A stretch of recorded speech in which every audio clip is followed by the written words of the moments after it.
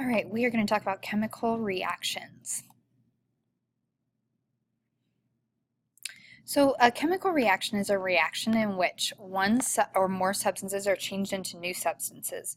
If you remember when we just finished talking about chemical changes, that also occurs when one substance is changed to a new substance.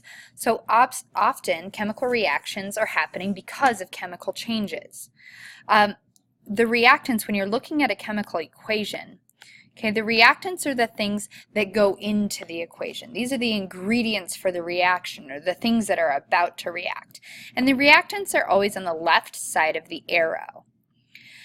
On the right side of the arrow are products. Products are substances that are produced in that chemical reaction. These are the new substances that were created because of the chemical reaction.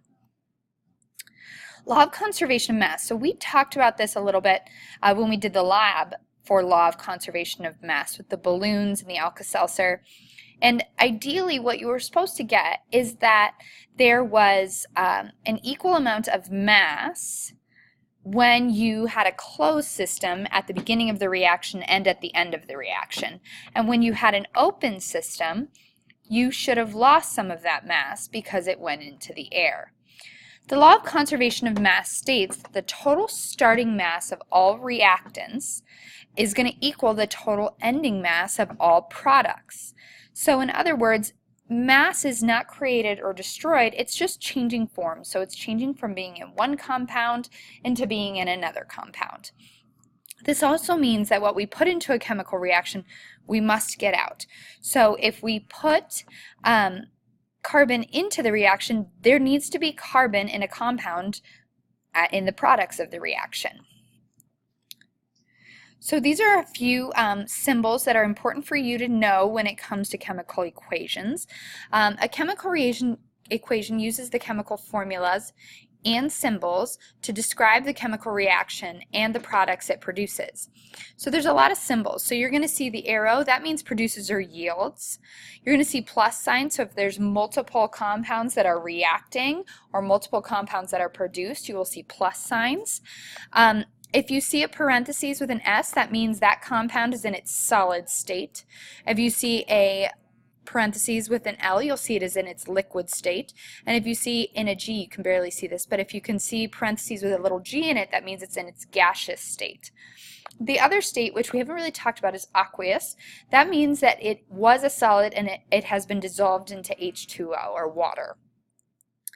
The last one is, or the last couple are, if you see an arrow with the word heat on top of it, that means the reactants are heated to cause the reaction.